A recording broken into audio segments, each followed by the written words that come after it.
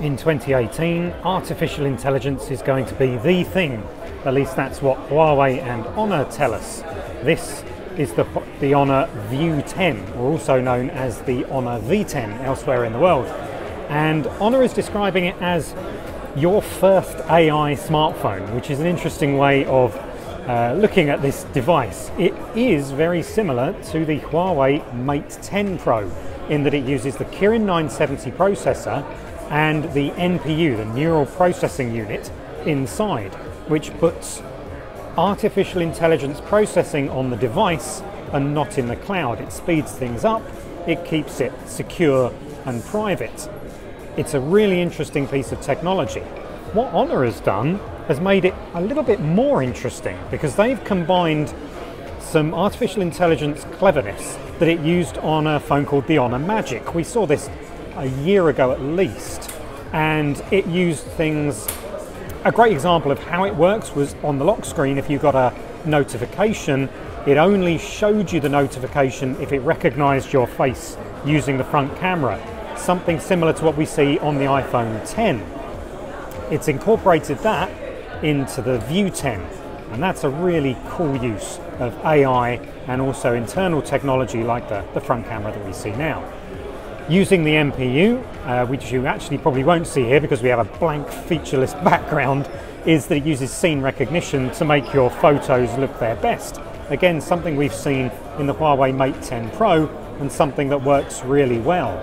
On the View 10, we've got dual rear cameras in these two single bumps up the top here. It's a 20 megapixel and a 16 megapixel camera. They take bokeh shots and they also take a variety of different modes. If we go into system here, you can see all the different settings that you've got, including our personal favorite, the monochrome mode. Monochrome mode looks awesome and really gives this incredibly different artistic feel to scenes that you shoot. Love it. It's really great, and it's great to see it on this phone. In addition to the Kirin 970 processor, you've got 6 gigabytes of RAM, 128 gigabytes of storage. You've got this full screen display. There's very minimal bezels down the side and also above and below the screen. Unlike Huawei, which has got a fingerprint sensor in the rear of the phone, Honor has decided to keep it in this non-touch home button just below the screen here. It's fine. We actually prefer the convenience of a rear-mounted fingerprint sensor, but we'll live with it below the screen here. It is quite a handful, this phone. You can see that my finger barely stretches across the screen here. And to use that fingerprint sensor is a little bit awkward when a phone is this large. But the large screen is a benefit. It's great for gaming, it's great for video use, and this 18:9 aspect ratio is extremely modern and gives the phone a really modern look.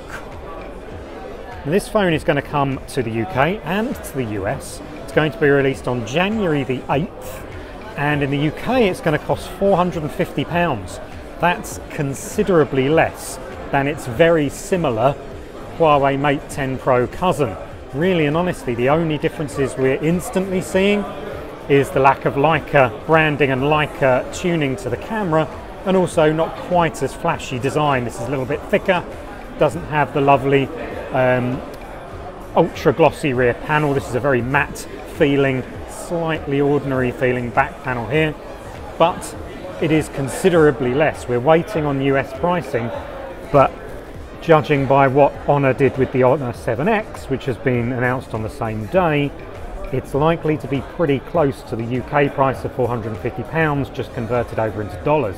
So expect maybe a sub $500 price, in which case this is going to be another massive bargain from Honor. We're really looking forward to trying this out further. A very nice phone that we're seeing straight away here, a lot of high specs for a very low price.